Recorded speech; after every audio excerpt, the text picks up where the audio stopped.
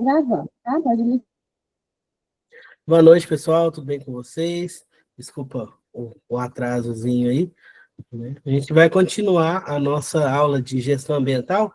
Na última aula, não sei se vocês se lembram, a gente concluiu a aula falando da implantação do sistema de gestão ambiental, etapa por etapa, como é que é feita essa implantação do sistema de gestão. Hoje a gente vai continuar, tá ok? Seguindo ali a apostila. Ele vai falar mais um pouquinho sobre o ciclo de vida dos materiais, dos produtos que a gente compra. A gente vai falar um pouquinho do plástico de novo, né? Que o plástico esse ano ele é o tema da ONU, né? A ONU trouxe como tema aí a produção e utilização do plástico, que é uma grande preocupação dos ambientalistas em si, de todos aqueles que se preocupam com o meio ambiente, né? A gente está com uma geração excessiva de plástico, então a gente precisa estar trabalhando as questões para reduzir esse consumo de plástico, né? Porque reciclar, a nossa taxa de reciclagem é muito baixa, né? A gente falou do copo plástico nas aulas anteriores, do copinho descartável, que é um dos maiores vilões que a gente tem aí, que tem um ciclo de vida muito pequeno, porque você gasta muita energia, gasta muita água, gasta matéria-prima para estar produzindo esse copo descartável e utiliza ele ali por um minuto, digamos assim, e depois ele vai ser jogado fora. A taxa de reciclagem é muito baixa, não somente no Brasil, mas no mundo, do plástico, então o ideal para a gente é reduzir o consumo de plástico. A semana passada foi a Semana do Meio Ambiente. Se eu não me engano, na quinta-feira foi o Dia Mundial do Meio Ambiente, né? Aí foi trazido essa questão do plástico, né? Uma questão mundial, não afeta somente o Brasil, mas afeta toda a população, todo o planeta, que é essa produção e consumo excessivo do plástico, que é muito pouco reciclado e que gera um problema ambiental muito grande. A gente vai falar mais um pouquinho. A gente vai falar um pouquinho sobre ferramentas que ajudam a gente a transformar essa gestão ambiental nas organizações, né? Às vezes a gente precisa somente repensar o nosso processo produtivo, né? Não precisa estar diminuindo qualidade, não precisa estar se investindo muito. Às vezes não é a quantidade de dinheiro que você investe, mas sim soluções que realmente são efetivas. É sentar e dar uma estudada mesmo no seu processo. A gente tem como exemplo aí a Coca-Cola. A Coca-Cola, há uns anos atrás, fez uma campanha de redução do uso de água no seu processo produtivo, que antigamente gerava em torno de 2,5 a 3 litros de água utilizada para fabricar 1 litro de Coca-Cola, né? Então, eles fizeram um estudo, fizeram uma gestão e conseguiram reduzir isso daí para praticamente 1 litro. Gasta-se praticamente 1 litro de água para produzir 1 litro de Coca. E eles têm o objetivo aí de reduzir mais ainda esse consumo, chegar a 500 ml de água para cada litro de Coca-Cola consumido ali no seu processo produtivo, né? Então eles precisam recircular bastante água, verificar o que, é que eles vão fazer ali para reduzir mais aí o consumo. Entra tudo aí na questão da gestão ambiental. Lembrando que quando a gente fala de meio ambiente, a gente não fala somente da fauna e da flora, a gente fala de todo o ambiente em si, que é o meio que a gente vive. Então, cuidar do meio ambiente não é cuidar somente das florestas, não é cuidar somente dos animais e das plantas, é cuidar de todos os seres vivos e não vivos, da energia, da água, do ar, do solo, de tudo que a gente tem que nos proporciona a vida que a gente tem atualmente. Vamos, só um momento. Nós temos aí, né, uma importante certificação que é a ISO 14001, né? A gente já falou sobre isso, né, que traz ali para a gente são selos de garantia de qualidade no processo. A gente tem a 9001, que é de qualidade, e a gente tem a 14001, que é ambiental, que é a questão ambiental. A gente tem a norma ISO 14001, ela tem um caráter voluntário, né? Ou seja, as empresas não são obrigadas a garantir essa certificação, mas a empresa que tem a certificação ISO 14001, ela é melhor vista no mercado. Existem muitos consumidores, muitas grandes multinacionais aí, que só vão estar utilizando produtos produzidos por empresas que têm a certificação ISO, tanto a 9000 quanto a 14001. A 14001 veio para essa questão ambiental, já que a 9001 ela focava muito no processo de gestão de qualidade. Aí a 14001 veio para a gestão ambiental. As certificações podem ser feitas fora do sistema brasileiro, né, de avaliação de conformidade. Então a ISO ela é mundial, ela não é somente, né, do país, ela vai ser uma certificação mundial. A gente tem os organismos credenciados, que são certificações que podem ser realizadas por esses organismos, credenciados ou não pelo Inmetro. Aí a gente vai ter uma diferença aí de um produto que é certificado pelo Inmetro e uma empresa que é certificada pela ISO. A ISO 14001, ela vem do sistema de gestão ambiental. É uma certificação sobre o seu sistema de gestão. Não é sobre a sua produção, não é sobre o seu produto. É o sistema de gestão ambiental. Então, estar certificado na ISO 14001 não significa que o seu processo está 100%, né, correto, que não tem como melhorar. Significa que você está no caminho. Né? Assim como a ISO 9001, que é de qualidade, a 14001 vai vir com essa questão do sistema de gestão ambiental. Então, certificar-se na ISO 14001 é, né, garantir que você está caminhando para uma boa gestão ambiental.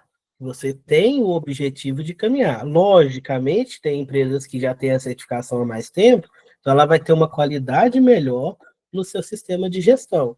Enquanto as que estão, né, pleiteando agora, estão chegando agora, pegando essa certificação agora, estão no início do processo, certo? Então, estar certificado nem sempre garante qualidade no processo produtivo em questão ambiental, certo? Somente que está caminhando. Já o Inmetro, gente, ele vai ser outra coisa. O Inmetro ele vai certificar produto. A ISO certifica processo. O Inmetro, que é um dos órgãos que a gente tem aí, ele certifica produto. Aí vai vir questão de qualidade do produto. Um não depende do outro. Eu posso ter uma empresa que é certificada nas ISOs e meu produto não ser certificado no Inmetro. E posso ter o contrário também. Né? Então, o Inmetro, ele certifica ali produto. A ISO, ela certifica processo, certo?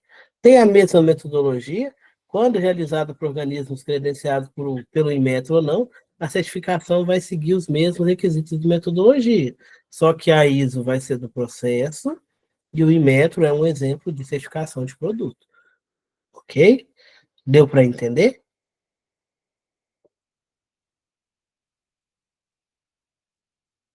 Então vamos prosseguir. Pessoal, qualquer dúvida pode parar, pode perguntar, pode mandar no chat que eu estou acompanhando aqui.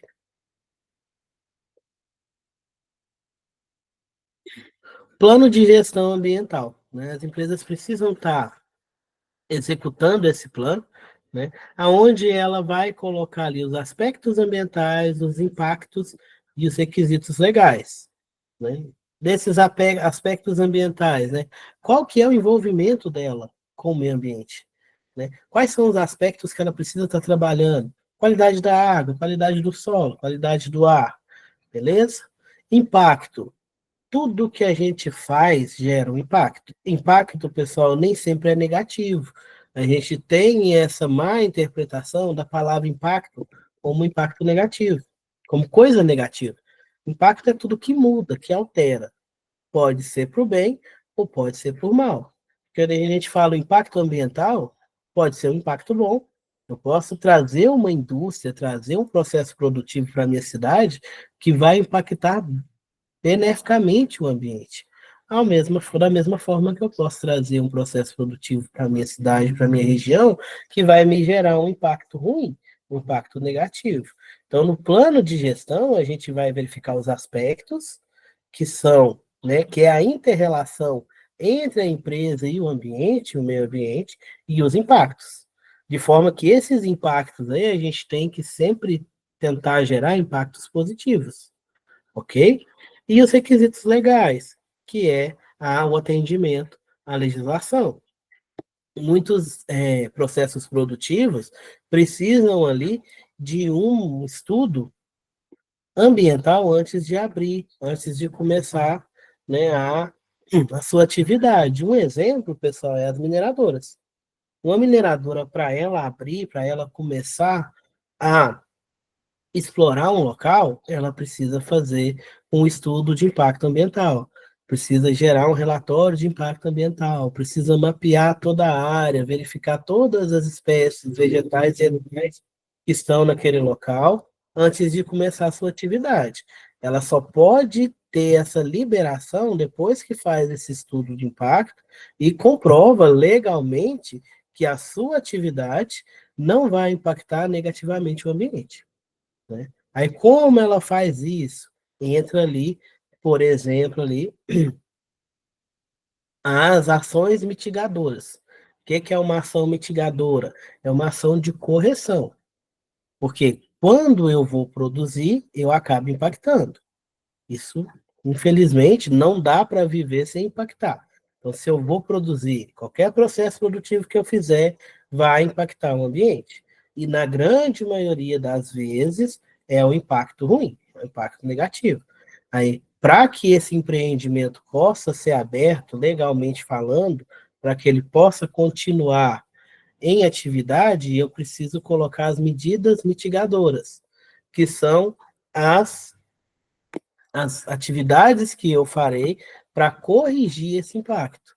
Mitigar é uma palavra que vem ali que é uma correção, né, que não é 100%, porque o 100% ali, né, você não faria. Então, ela é uma correção que não é 100%, ela é uma medida ali de controle. Às vezes, essa mitigação pode melhorar, pode te dar um impacto positivo. Às vezes, ela não vai gerar a eficiência que você queria. Não vai mitigar completamente ali o impacto que aquela empresa gerou. Aí entra ali nos requisitos legais.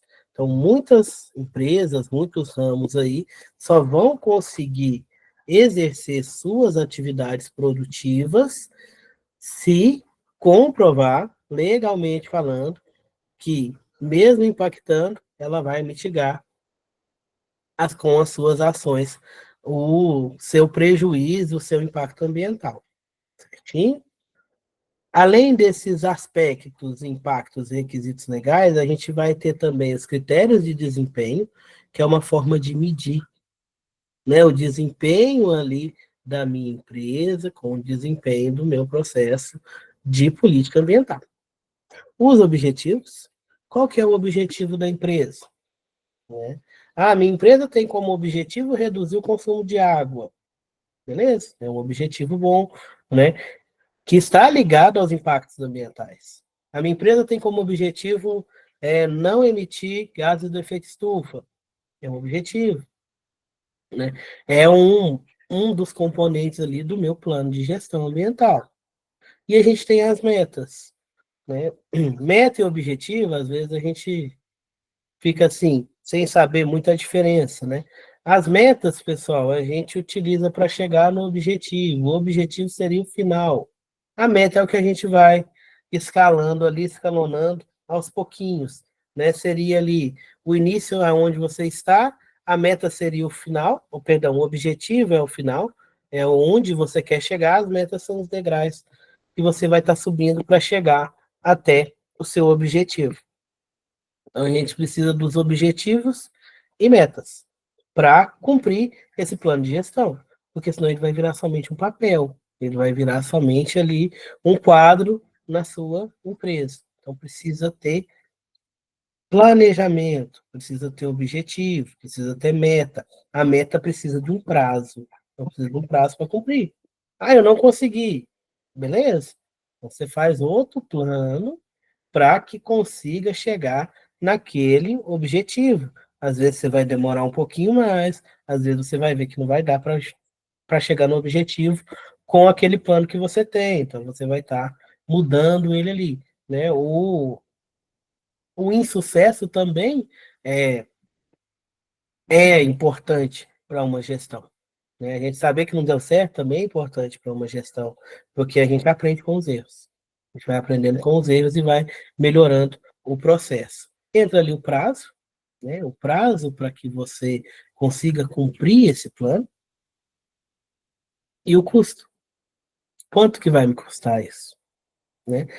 A gente tem às vezes uma visão meio disturpada que todo o processo que a gente muda pensando na questão ambiental vai trazer custos. Mas a prática nos mostra o contrário, que a grande maioria dos planos de gestão ambiental que são executados reduzem custos. Porque você reduz a utilização de matéria-prima, você reduz consumo de água, você reduz consumo energético, você reduz gasto com medidas mitigadoras, né, com o depois. Então acaba que o custo abaixa. Só que tem empresa que não enxerga isso. Então, quando você tem um plano efetivo de gestão ambiental, você reduz custo. Você não aumenta, você reduz custo. E acaba que aumenta ali a sua lucratividade. Reduzir o custo, o mesmo processo, a mesma matéria-prima, o mesmo valor final para o seu cliente. Então você vai ganhar mais, você vai lucrar mais. Além de que, hoje em dia, a questão ambiental, ela também é vista com bons olhos, né? Vira uma propaganda. A gente tem o marketing ambiental, né? Se as pessoas, seus clientes, por exemplo, né, ficarem sabendo de uma atividade que você faz que é maléfica ao ambiente, você vai perder cliente. E o pessoal boicota. Vocês devem lembrar aí, alguns anos atrás, teve muita questão disso daí, de boicote da população com os cosméticos que o pessoal fazia teste em animais, né? Entrar nas fábricas ali, tirar os cachorrinhos que eles deixavam presos ali para fazer os testes. Isso daí é tudo questão ambiental, né? Tudo aí uma questão ambiental. Então, uma empresa que não é ambientalmente correta, ela perde cliente. Perdeu o cliente, perde lucro, perde venda. Desculpa. Fica mais difícil ainda se manter no mercado.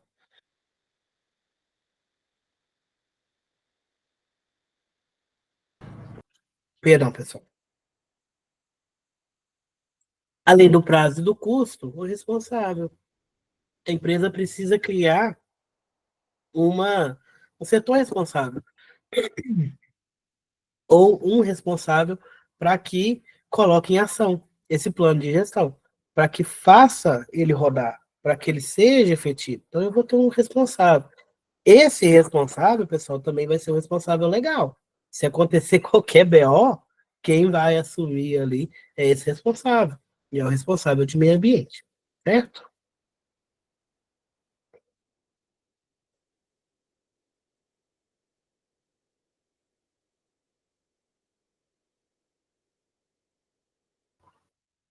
Desculpa, pessoal, é que o tempo tá muito seco e acaba que minha garganta não tá muito legal, não.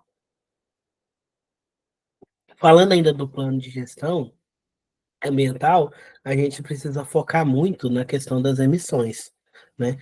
Emissões, pessoal, é o que a fábrica libera, é o que o seu processo produtivo libera. A gente tem emissões líquidas, sólidas e gasosas, dependendo do seu processo produtivo. Você pode ter as três, você pode ter uma só, você pode ter duas, né? E a gente precisa estar verificando que essas emissões podem trazer para o ambiente contaminantes que vão prejudicar a saúde e a biodiversidade. Emissão líquida, como o nome mesmo já fala, são os efluentes líquidos gerados nos processos industriais, que impactam diretamente os corpos d'água, porque são liberados ali para os corpos de água ali, para o esgoto, por exemplo, para os mananciais, é onde você joga esses efluentes líquidos. Efluente é o que sai do seu processo. São os líquidos que saem do seu processo, né? Pode ser água, pode ser algum reagente, pode ser, né, até mesmo esgoto dentro de uma empresa ali. Tudo isso daí é considerado efluente líquido. Muitas empresas não tratam, descarta de qualquer maneira e acaba gerando um impacto ambiental muito negativo na vizinhança da onde aquela empresa está. Então, precisa ser cuidado. O que que muitas empresas fazem, pessoal? Tratamento. Tratamento de efluente. Trata o efluente antes de devolver ele para o ambiente. Ele passa por uma estação de tratamento chamado de ET, né? Estação de tratamento de efluentes, e depois esse efluente líquido é liberado ali para o ambiente. A gente tem as emissões gasosas, que são aqueles poluentes que podem ser liberados para o ar e acabam afetando a qualidade. Isso daqui vai depender do seu processo produtivo. Você pode estar liberando gases tóxicos para o ambiente. Isso daí pode, com o tempo, gerar chuva ácida, gerar problemas respiratórios nas pessoas, vários impactos que essas emissões gasosas podem estar gerando. Uma forma de mitigar, trabalhar o que está saindo nessas chaminés, o que está saindo nessas fumaças, né? Verificar quais são os elementos que estão saindo, colocar ali na pontinha da chaminé um amostrador que capture o ar que está saindo, a fumaça que está saindo, e verifique o que, que tem ali, porque a gente tem os parâmetros legais. Tem o tanto que você pode estar jogando para a atmosfera de cada elemento. Se tiver fora, você paga multa, você responde processo, né? Dependendo, você fecha a sua empresa. Então, colocar ali um amostrador e verificar o que está saindo e o que pode ser feito para que essas emissões gasosas não afetem a qualidade do ar.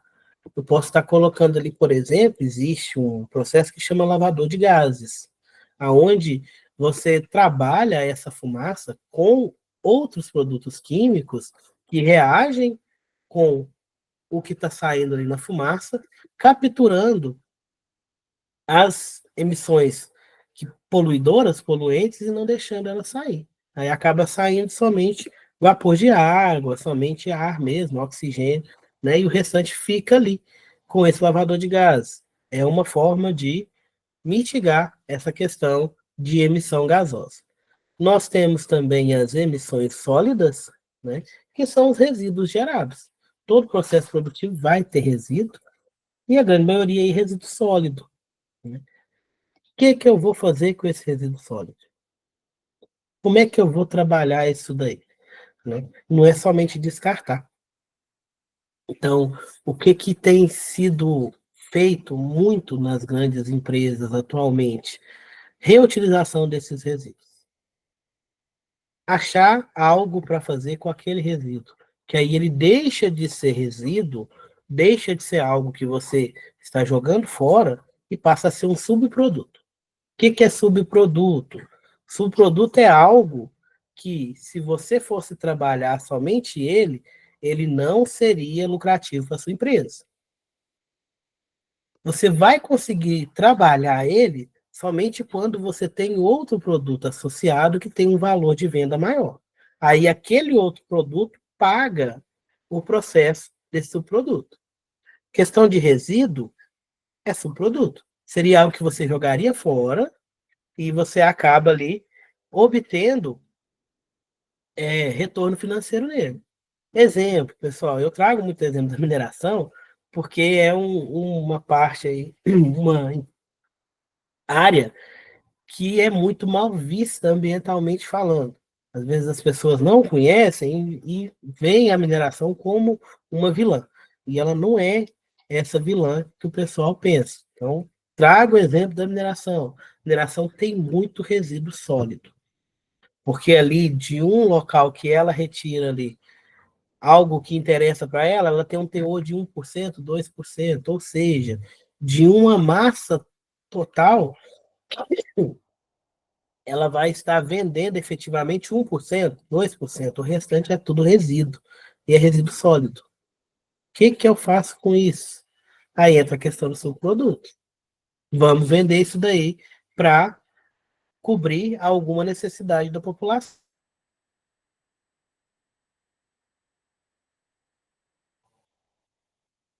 Um exemplo muito bom, as mineradoras de ferro, principalmente da região de Minas Gerais, estão trabalhando esses resíduos sólidos deles.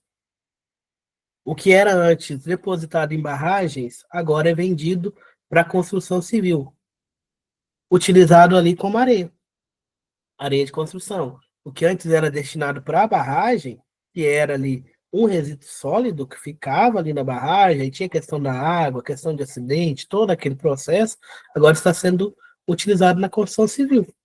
Então, você deixa de criar uma barragem, deixa de ter o impacto ambiental, que a barragem você precisa de uma área muito grande para fazer, você desmata, né, você tira bastante animal dali, além do risco de um rompimento, então você deixa de utilizar uma barragem e pega aquilo que você jogaria fora e faz com que seja um subproduto. Você vende.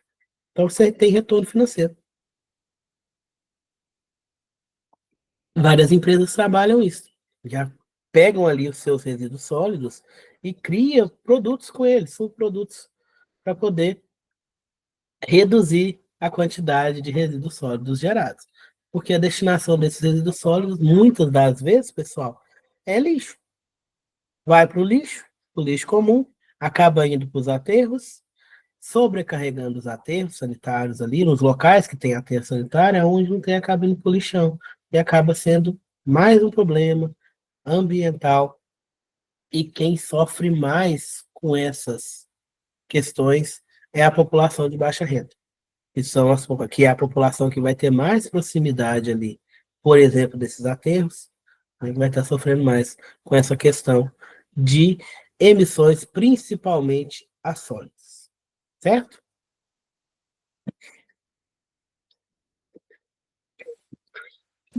Então, avaliação do ciclo de vida, a gente começou a falar nas aulas anteriores, hoje a gente continua, né? Definição, o que é essa avaliação do ciclo de vida, ACV? É uma técnica utilizada para avaliar os aspectos e impactos ambientais associados ao produto, desde a sua fabricação até a sua utilização, né, até pós-utilização, até o seu descarte, digamos assim, porque tudo vai gerar um resíduozinho. Então, até o descarte do seu resíduo. Né? Então, a gente vai avaliar todos os aspectos ambientais que tem e os impactos em todo o processo produtivo. Aí você pega o bendito do copo descartável. O ciclo de vida dele, ele gasta muita água para ser produzido, gasta matéria-prima, gasta transporte, para ser utilizado muito pouco. Para você utilizar ele por segundos ali. Né? Então, ele é um dos que a gente mais bate nessa tecla, né? Que deveria ser excluído do mapa, aí, igual a lâmpada incandescente foi proibida de produzir para meios de iluminação. Agora a lâmpada incandescente ela é produzida somente para granja, somente para questão ali de animais. Né? Agora não se utiliza mais a lâmpada incandescente para iluminação. Então, se o copo descartável, vai chegar uma hora que ele vai ser considerado como a lâmpada incandescente. Vai chegar uma hora que, se Deus quiser tudo der certo, eles vão proibir de produzir o bendito do copo.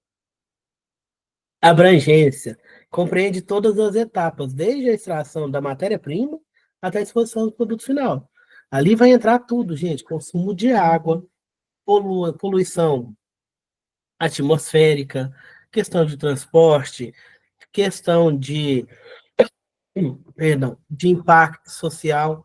Tudo isso daí entra na avaliação de ciclo de vida de um produto. A aplicação no Brasil é uma ferramenta relativamente nova, sendo introduzida no Brasil, que ainda possui um banco de dados pequeno, né, muito baixo, quase não tem um banco de dados público disponível dessa avaliação de ciclo de vida para cada produto que é produzido no Brasil.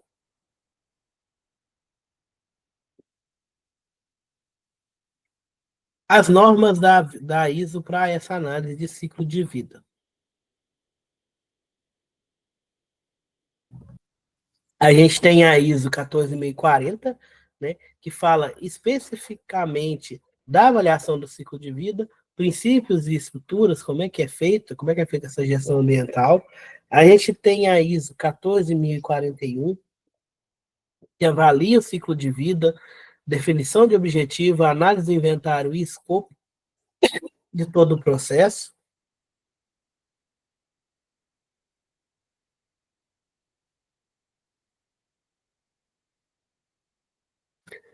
Nós temos a ISO 14042, que também fala dos impactos associados ao ciclo de vida, porque você vem impactando desde o início do seu processo, desde a extração da matéria-prima até o descarte final daquele produto, daquela embalagem, do que você utilizou para o processo produtivo.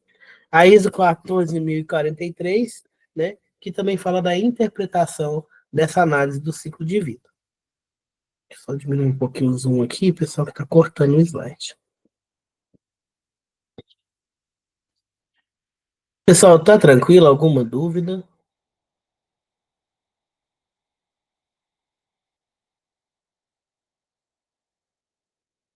Não, então vamos continuar. A importância da análise de ciclo de vida. Ela é uma ferramenta estratégica muito importante na questão de economia, qualidade e preservação do meio ambiente, como a gente falou anteriormente, né? Você ter uma boa gestão ambiental, ao contrário do que algumas pessoas pensam, ele reduz o custo, né? Ajuda a você ter uma eficiência maior no seu processo produtivo, que faz com que você consuma menos matéria-prima e tenha um resultado final mais eficiente. Informações gerenciais consegue informações importantes até mesmo na elaboração de novos produtos, né, novas alternativas ali para redução de consumo, para redução de matéria-prima, para redução de uso de água, para redução de uso de energia, né, e melhoria nos processos. Permite melhoramento significativo no processo atual de funcionamento das empresas. Né? Às vezes você tem um processo produtivo ali antigo, e você utiliza aquele processo há muito tempo e não faz um gerenciamento ativo dele, você não faz um estudo daquele processo ativamente falando. Às vezes você tem ali no seu processo produtivo etapas que nem precisam. Às vezes você consegue retirar ali, tem uma grande economia de energia, de água, né? Uma redução de emissão de poluentes ali, que não faz aquela etapa do processo não faz falta no seu produto final. Então, essa questão de repensar os processos produtivos, né? A gente tem processos produtivos aí que são antigos, que são, perdão, às vezes ultrapassados, né? Buscar novas tecnologias, buscar uma forma de trabalhar com mais eficiência, para que a gente consiga preservar melhor o ambiente, trazer, né, realmente em pauta ali a questão da sustentabilidade, porque a gente precisa produzir de uma forma consciente para que as próximas gerações tenham um planeta para morar, tenham uma qualidade de vida ali, sem precisar passar necessidade, sem precisar passar aperto, sem precisar estar regrando demais, né, a sua vida. Né? Então, se a gente pensar na sustentabilidade hoje, a gente garante para as gerações futuras ali uma sobrevivência. As fases da análise do ciclo de vida, só um momento.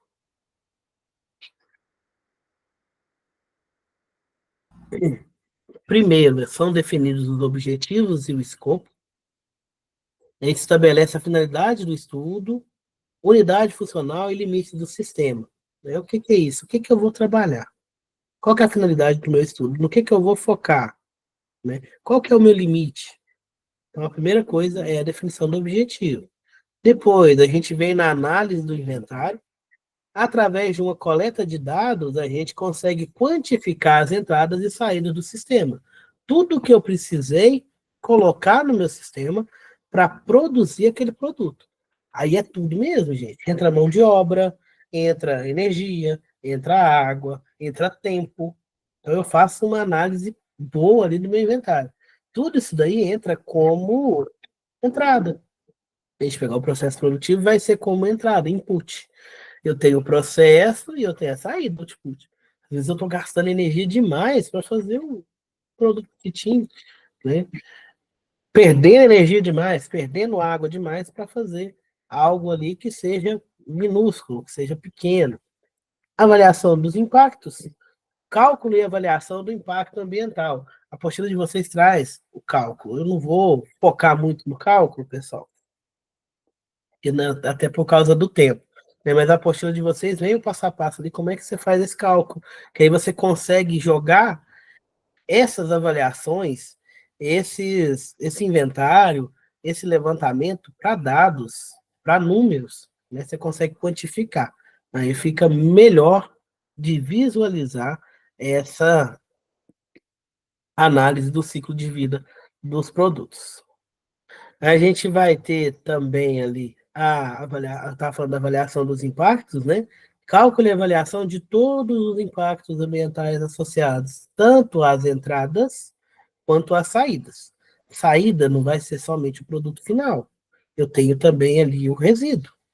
Resíduo sólido, resíduo líquido, resíduo gasoso. Isso daí também é saída. Isso daí também impacta. Então, isso daí também eu preciso quantificar. Dentro do meu inventário, durante a minha análise de ciclo de vida, eu preciso quantificar tudo isso daí. Para reduzir o impacto desde o início do meu processo produtivo até o final.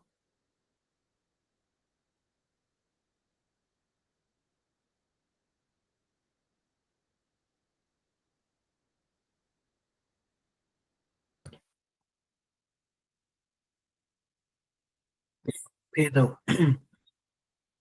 Depois dessa avaliação de todos os impactos, a interpretação dos resultados.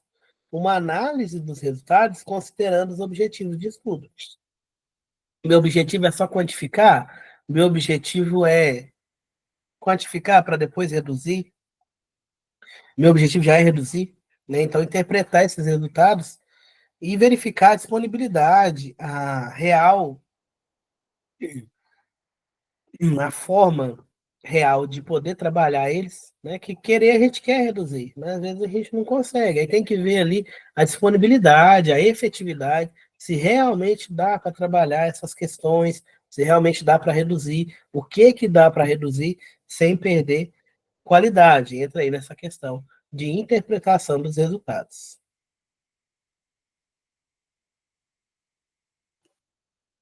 Desculpa, pessoal, hoje tá difícil. A gente tem o diagrama, eu vou abrir ele aqui, pessoal, porque cortou no slide. Só um momento, tá? Vou pegar ele aqui para a gente trabalhar ele. Só um momentinho.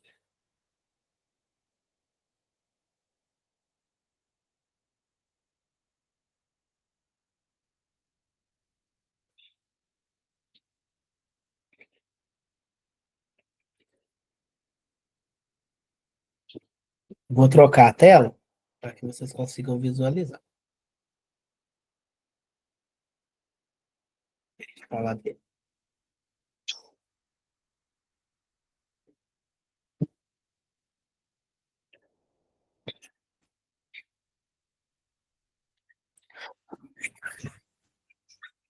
Tá na apostila de vocês. Esse momento aqui, pessoal, que eu preciso fechar um pouco de janela. Que são as fases da análise do ciclo de vida. Né? O diagrama ele vai mostrar a relação entre as quatro fases principais da avaliação do ciclo de vida, conforme está na ISO, certo? Na ISO 14040. Então, aqui, pessoal, eu tenho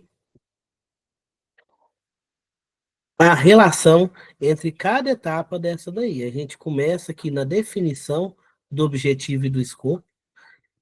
Essa definição ela vai corroborar com a análise do inventário, né? E ele também vai acabar trazendo ali para definição do objetivo ali, né? Modificações, então vai acabar se relacionando. E eu vou ter a avaliação do impacto também. Através da análise do inventário, eu consigo quantificar o meu impacto.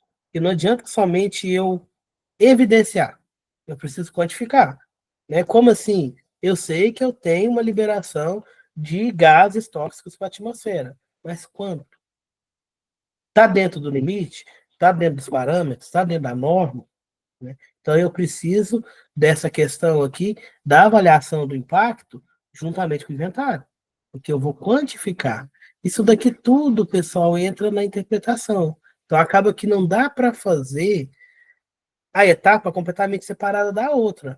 Uma vai ser interdependente da outra e elas vão conversar entre si ali no momento da estruturação da avaliação do ciclo de vida dos produtos, perdão, e das cadeias produtivas. Então eu vou gerar ali uma interpretação. Através dessa interpretação eu vou ter aplicações diretas, que é no momento que eu interpreto, eu começo a trabalhar, né, para modificar o que precisa ser modificado. Aí eu vou ter, por exemplo, ali, desenvolvimento e melhoria do produto. Né? Eu vou ver ali, por exemplo, a matéria-prima que eu estou usando não é uma matéria-prima boa, né? Não é uma matéria-prima que é eficiente, eu posso estar trocando ela por algo que seja mais ecologicamente correto, né? E esse ecologicamente correto, às vezes, vai me trazer uma qualidade melhor para o meu produto. Planejamento estratégico, né? Às vezes a minha produção ali não tá boa. Estou gastando energia demais. Eu posso planejar, às vezes eu não preciso produzir do jeito que eu estou produzindo, às vezes eu não estou nem vendendo. Eu estou produzindo para estocar. Então, peraí, estou pagando mão de obra, estou consumindo energia aqui para ficar mais tempo no estoque do que com o cliente mesmo. Então, dá para trabalhar o planejamento estratégico.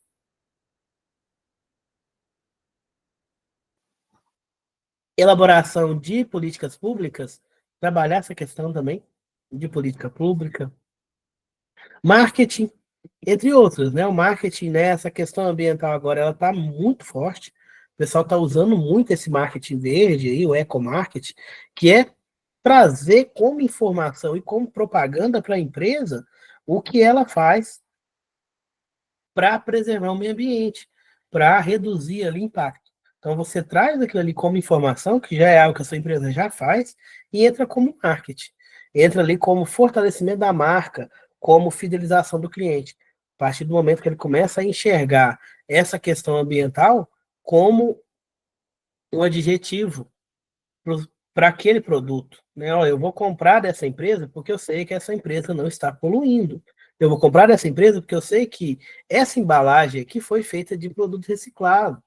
Vocês já devem ter visto isso. Tem muita empresa que está colocando na embalagem. Essa embalagem foi feita com plástico retirado do mar. É um ecomarketing. Está pegando ali uma questão que está em pauta, que é a questão do plástico, muito plástico no oceano, e está trabalhando isso daí. Estou retirando do oceano, estou reciclando e estou fazendo isso virar marketing para mim. Aí a pessoa vai, não, eu vou comprar o produto daquela empresa, porque ele está retirando, ao invés dele pegar a matéria-prima nova, perdão, ao invés de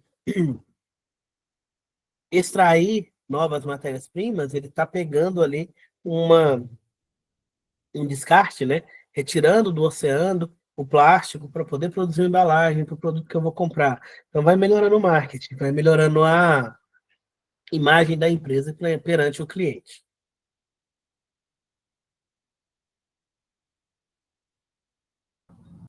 Vou voltar o slide aqui, pessoal, só um momento.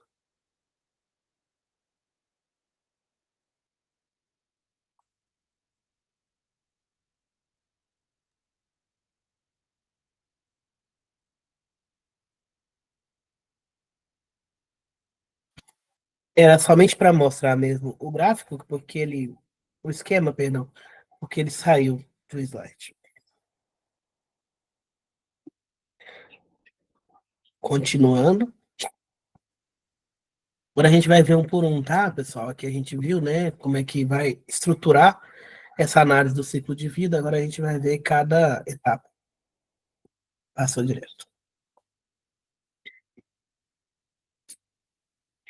Só um momento.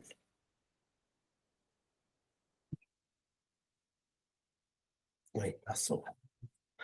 Objetivo e escopo da análise do ciclo de vida. Primeiramente, razões para o estudo. Você vai se perguntar: Quais as razões levam à realização desse estudo? Para que eu estou fazendo uma avaliação do ciclo de vida do meu produto? Né? Por quê? Depois, objetivo. Qual o objetivo específico que pretende se alcançar? Eu quero reduzir custo? Eu quero mudar a matéria-prima? Eu quero aumentar a eficiência? Eu quero verificar a questão da energia, quanto de energia que eu estou gastando?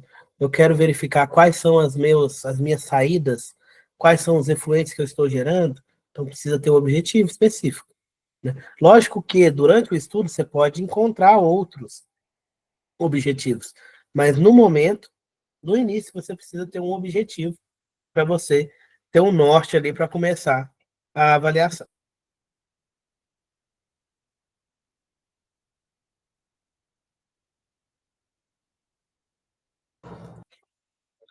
Depois, produto ou função.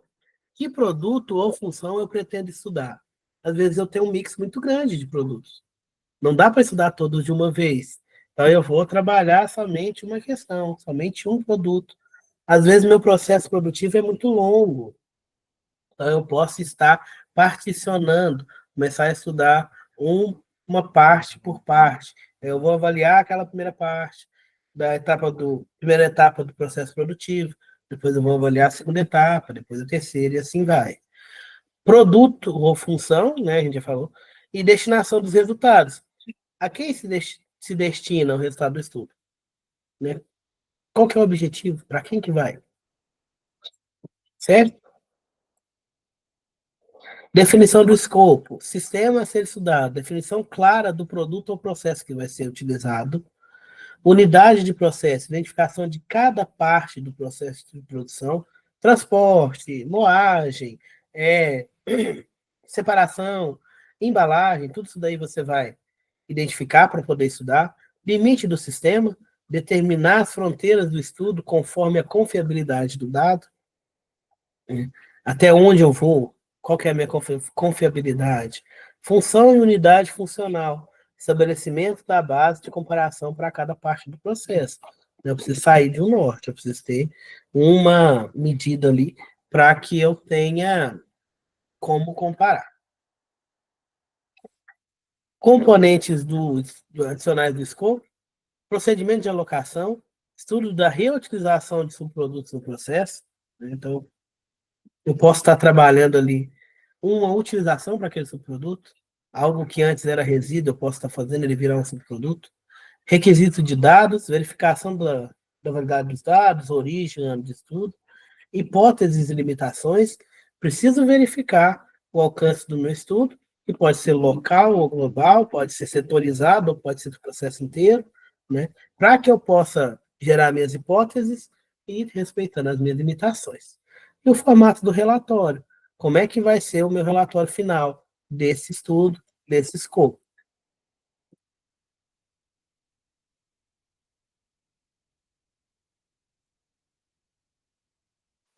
Sistema de produto, eu vou trocar a tela de novo, colocar na imagem da apostila, só um momento.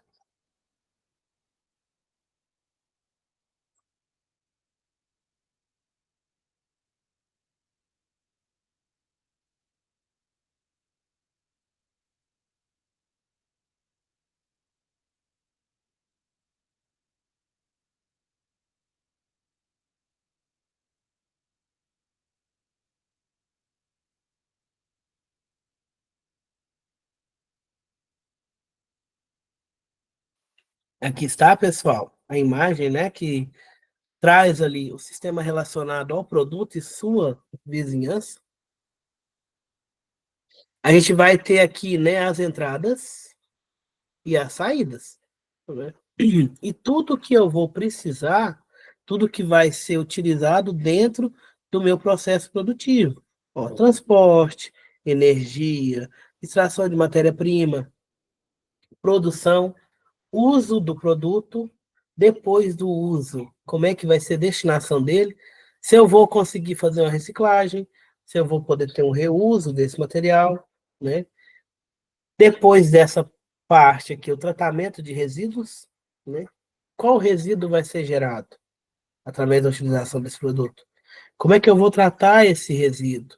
né? Às vezes eu vou reciclar, beleza, vou gastar energia, vou gastar transporte, vou ter que trazer ele de volta para mim, para entrar como matéria-prima para eu produzir de novo. Isso daí gasta água, gasta energia, gasta transporte. Então, tudo isso daqui vai interrelacionar com o seu produto e a sua vizinhança, certo?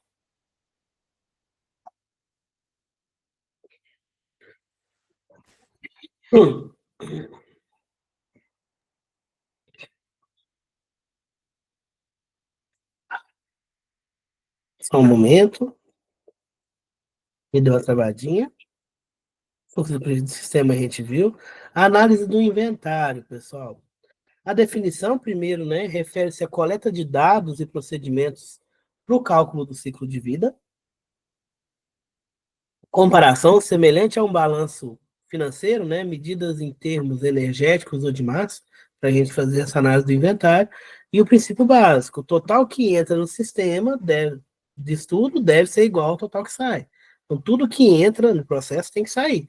Então, entra ali um balanço. Faz um balanço ali dessa análise do inventário. Etapas da análise. Primeiro, a preparação para a coleta, organização de todos os recursos e métodos que você vai utilizar para a obtenção dos dados. Você parte para a coleta propriamente dita dos dados, obtenção de todas as informações, tudo que entra no seu processo e tudo que sai, refinamento dos limites, ajuste de fronteira do sistema conforme os dados fornecidos. Como assim? Eu vou ter um limite, pessoal, um limite de material, um limite de quantidade, né, para que eu faça o meu estudo. Eu não vou conseguir fazer um censo ali, pegar tudo, todas as unidades que entram. Então, eu preciso estar ali colocando os meus limites, criando uma amostra representativa, de um tamanho representativo. Não pode ser pequeno demais, não pode ser grande demais, e ela tem que ser representativa, ok? Procedimento de cálculo, né, aplicação dos métodos matemáticos aí utilizados no processamento de dados. Aí vai entrar a questão estatística, vai entrar a questão de cálculo mesmo, cálculo diferencial e integral, que é o que eu falei para vocês que a gente não vai adentrar muito, né? Vou passar mais a parte teórica para vocês, porque não vai dar tempo. Procedimento de alocação, distribuição de impacto entre diferentes produtos e processos. Eu tenho vários produtos, então cada um vai ter ali o seu impacto maior, né? Então você vai distribuir de acordo com o seu inventário, de acordo com os produtos que você tem. Etapas operacionais do inventário, a gente vai ter aqui definição dos objetivos e metas, preparação para coleta de dados. Depois que você coletou os dados, você vai fazer uma tabela de dados para trabalhar esses dados coletados. Vai trabalhar a questão de validação desses dados, né? Comprovar, né, se eles estão de acordo. Depois você vai pegar relacionando os dados e as medidas do processo, relacionar os dados à medida funcional, agregação de dados e refinamento dos limites do sistema. Daí tudo é, pessoal, tratativa matemática. Depois que você pegou o inventário, fez a amostragem, pegou todos os dados, colocou no papel, o restante aqui é tratativa matemática mesmo, é análise de dados. Avaliação dos impactos, seleção e definição das categorias. Você vai identificar o foco de preocupação ambiental e os indicadores para você trabalhar. O indicador é o que vai medir. Ó, a gente está ali com uma emissão de 10 toneladas por hora de resíduo. Então, o seu indicador é esse. 10 toneladas por hora. O que, que eu vou fazer? Eu preciso baixar.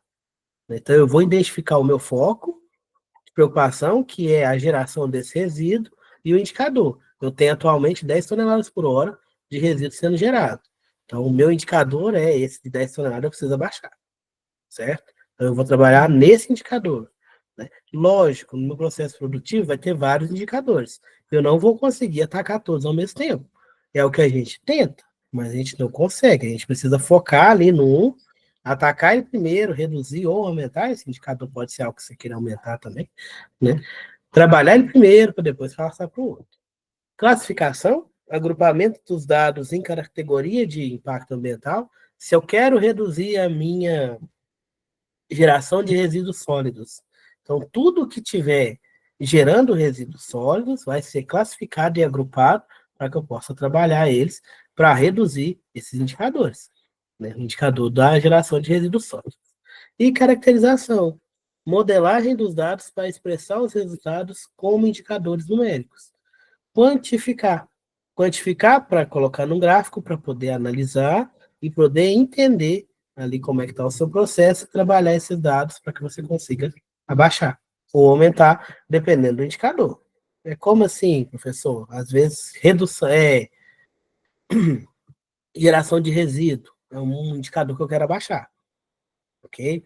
Eu quero abaixar ali a minha geração de resíduo. Eu tenho indicadores que eu quero aumentar. Por exemplo, taxa de reciclagem, taxa de reuso, taxa de recirculação de água, já vai ser indicador que eu quero aumentar. Então, nem sempre o indicador eu vou ter que reduzir ou aumentar, depende do que eu estou trabalhando. Abordagem para avaliação de impactos, a gente tem os meios receptores, análise em função dos meios onde os poluentes são rejeitados, ar, solo e água. Como é que eu vou fazer isso? Utiliza o volume crítico e considera a capacidade de diluição do meio. Eu tenho as NRs, as normas que me dão ali os limites que eu vou trabalhar, os limites de tolerância. No ar, por exemplo, eu tenho uma certa tolerância de quantidade de pó que pode estar disperso. Meu processo produtivo gera muita poeira, gera muito pó. Então, eu vou trabalhar essa questão, qual que é o volume que eu estou gerando, se está dentro dos parâmetros ou não. Se eu quero reduzir, o que que eu vou trabalhar, o que que eu vou colocar para reduzir essa produção desse pó, dessa poeira, e eu vou ter que quantificar, eu vou ter que medir. Não é simplesmente falar, não, eu implementei uma medida aqui e agora diminuiu. Eu preciso medir, eu preciso mostrar isso daí.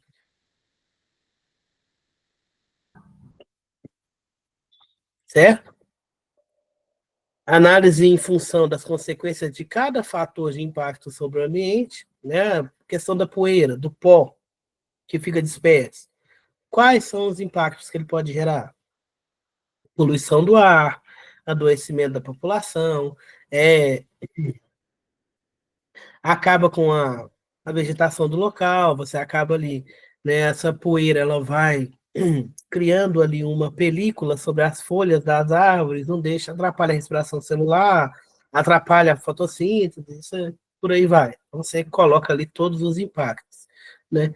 E considera os efeitos também, por exemplo, ali, aquecimento global, acidificação, eutrofização do solo, como que você quer mitigar, o que você quer reduzir, o que você quer acabar.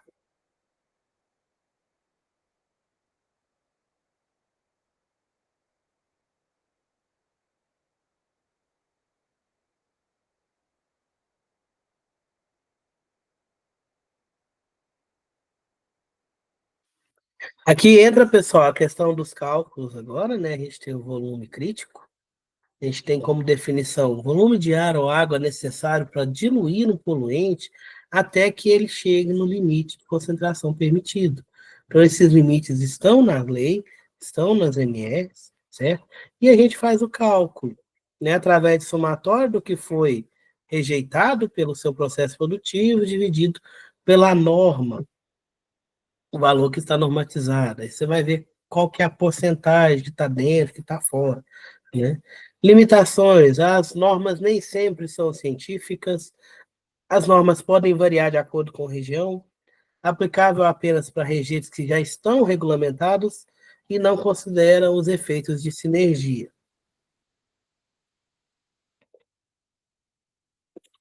Resíduos sólidos, a gente tem a forma de calcular o volume, né? Você vai pegar a massa do seu rejeito, do seu resíduo que você está gerando, o fator de compactação, como é que ele está, e a massa específica. Para que serve esse cálculo? Você consegue calcular o volume real ocupado por esse resíduo após a compactação. Problemas ambientais com matérias-primas, pessoal. Esgotamento de recursos. avaliação de substituição para matérias-primas renováveis. Né? Você tem, por exemplo, ali, uma matéria-prima não renovável, às vezes você consegue trocar ela por uma renovável, ou reduzir o consumo dela. Também vai ter o cálculo da quantidade que você utiliza ali dessa matéria-prima no seu processo produtivo. Você consegue comparar diferentes processos quanto ao uso dessa matéria-prima. Através desse cálculo, você consegue ver quanto que você é dependente daquela matéria-prima, né? E você consegue trabalhar questões para que você reduza essa dependência da matéria-prima não renovável. Talvez substituir, talvez reduzir quantidade, e verificar o que, que dá para ser feito ali para não chegar nessa fase de esgotamento de recurso natural.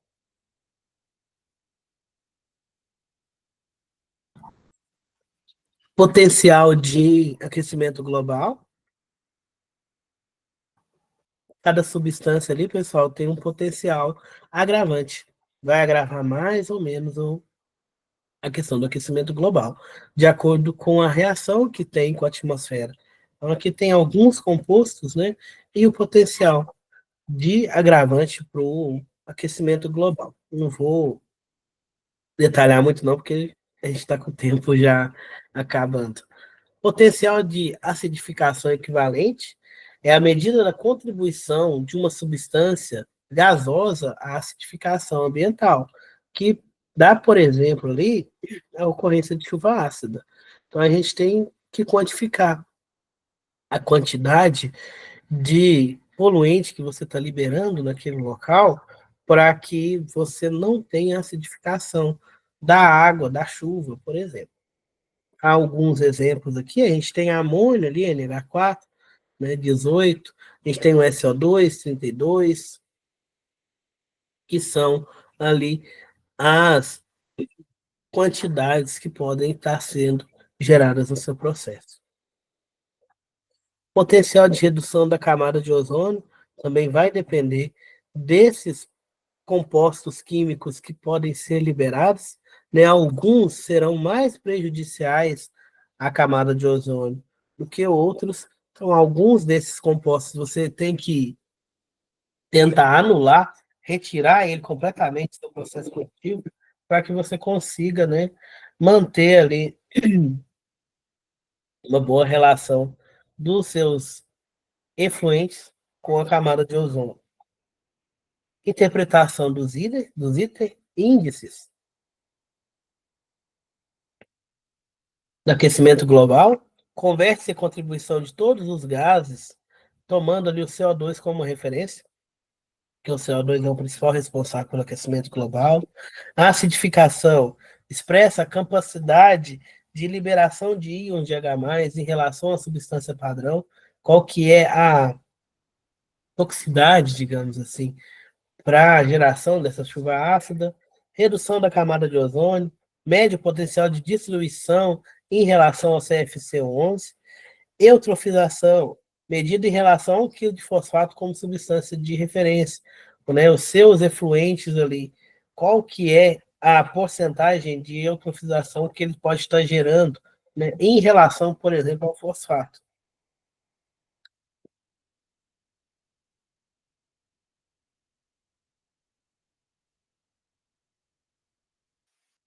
Interpretação de resultado, avaliação de hipóteses, uma análise crítica das hipóteses estabelecidas durante o estudo ou seu impacto nos resultados, transparência, apresentação clara de resultados, dados, métodos e limitações para a compreensão daquele estudo, daquela análise do ciclo de vida, e desagregação, separação dos dados para facilitar a interpretação dos resultados, de acordo com o que você quer trabalhar, o que você vai estar trabalhando. As metas da avaliação do ciclo de vida, compreensão, compreender melhor os aspectos ambientais que estão associados ao seu processo produtivo. Avaliação, avaliar a seleção de diferentes materiais e processos para que você reduza ali o seu impacto ambiental durante o seu processo produtivo. Indicadores, permitir a seleção de indicadores ambientais para que você possa fazer uma avaliação do seu perfil ambiental e decisões, auxiliar o processo de tomada de decisões na implantação, por exemplo, da ISO 14001, né, para que você possa estar dentro dos parâmetros dessa certificação, para que você consiga manter essa certificação da sua empresa.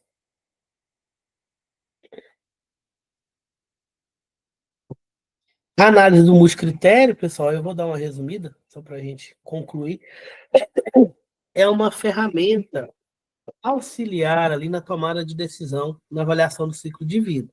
Tem como objetivo auxiliar os analistas e decisores na identificação de prioridade sob múltiplos critérios. A aplicação é especialmente útil quando coexistem interesses em conflitos. Por exemplo, produção e geração de resíduos.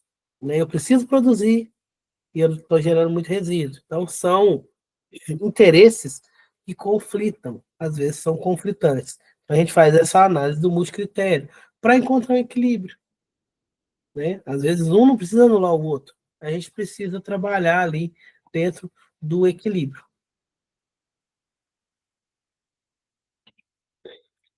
Componentes da análise multicritério, a gente tem os decisores, são aqueles indivíduos que fazem as escolhas e assumem as preferências como entidade única. Tem o analista, pessoa encarregada de interpretar as opiniões, estruturar os problemas e apresentar os resultados. O modelo que vai ser seguido, que são as regras e operações matemáticas que você utiliza ali para trabalhar os seus dados, para gerar os resultados. As alternativas, exemplos de ações globais que podem ser avaliadas isoladamente para você estar utilizando no seu processo, e os critérios, ferramentas que permitem ali a comparação das ações em relação aos pontos de vista particulares.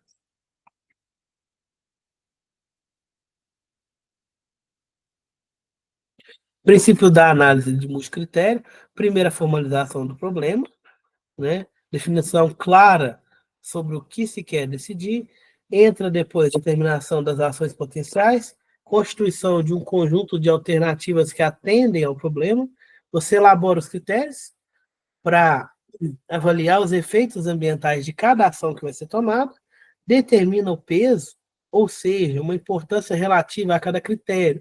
Uns terão um peso maior, outros terão um peso menor, de acordo com a atividade. E a agregação dos critérios, associação das avaliações de diferentes critérios para cada ação.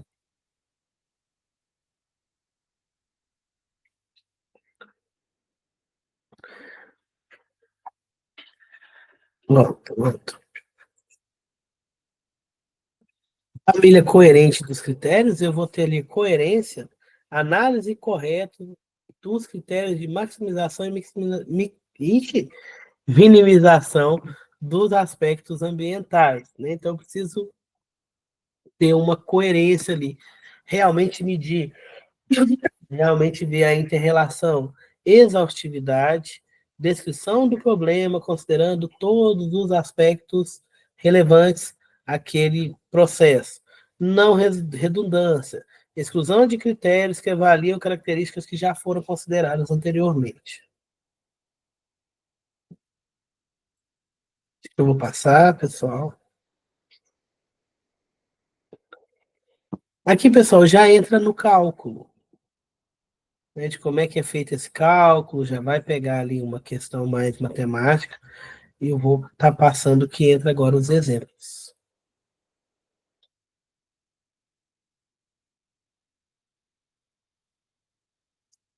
Para a gente concluir.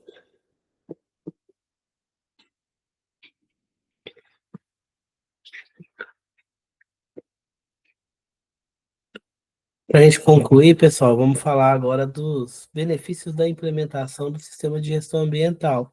Você vai estar trabalhando em conformidade legal, né, atendimento a todos os requisitos pré-estabelecidos na norma ISO 14001, redução dos impactos, mitigação dos impactos ambientais negativos, como, por exemplo, a alta carga poluidora de efluentes. Você vai ter um melhoramento da sua imagem corporativa. Isso daí acarreta, por exemplo, vantagem competitiva. atendimento às exigências dos clientes e diferenciação no mercado. Entra a questão do ecomarketing, quando a questão de cuidado com o meio ambiente entra ali como um ponto positivo para o seu marketing, um marketing positivo para a sua empresa. Razões para se implementar um sistema de gestão ambiental: primeiramente, questão legal, né? Pressão legislativa, cumprimento das leis e regulamentos ambientais que cada dia que passa estão mais rigorosos para que as empresas trabalhem essa questão para reduzir os seus agentes poluidores, exigências do cliente, atendimento à demanda de mercado por produtos e serviços cada vez mais ambientalmente responsáveis, uma melhora na reputação da empresa, melhora a imagem corporativa e investimento ético, né? A questão ali da sustentabilidade, de trabalhar essas questões ambientais, realmente preocupados com a sustentabilidade, realmente preocupado com o ambiente, realmente preocupado com as gerações futuras. A aplicabilidade do sistema de gestão ambiental, universalidade, né? Um sistema de gestão ambiental pode ser implementado a qualquer empresa, independente do tamanho, independente da natureza da atividade. A flexibilidade é adaptável à organização de qualquer tamanho, desde pequenas empresas a grandes corporações, basta querer aplicar, basta querer trabalhar essa questão do sistema de gestão ambiental. Personalização permite que a empresa atinja o nível de desempenho ambiental que ela mesma determinou, né? Lógico que uma empresa menor, uma empresa de pequeno porte, ela não vai conseguir os mesmos resultados de uma de grande porte, até por questão de investimento. Mas, se ela trabalhar esses fatores dentro das suas limitações, dentro das suas condições, ela pode ter indicadores melhores do que de empresas de grande porte. E a questão da melhoria contínua. Promove o aperfeiçoamento do desenvolvimento, do desempenho ambiental ao longo do tempo, o que faz com que seu processo produtivo fique cada vez mais ambientalmente correto, cada vez mais sustentável na sua produção. Para finalizar, né, a ISO 14001, ela vem com a implementação do sistema de gestão ambiental. Como eu falei com vocês, ter a certificação não significa que aquela empresa está, né, no alto, no pódio, ela já conseguiu tudo, significa que ela está no caminho, né? Então, ela vai passar por auditorias, ela vai passar por processos para que continue com essa certificação, com o objetivo sempre de melhoria contínua, de melhorar cada dia mais, fazer cada dia melhor a sua gestão ambiental do seu processo produtivo. Essa certificação ela é revalidada através das auditorias que ocorrem ali para verificar se a empresa está cumprindo com as normas da ISO 14001 e com os compromissos que ela mesma formou ali quando buscou a certificação. Certo? E é isso, pessoal. Vocês têm alguma dúvida?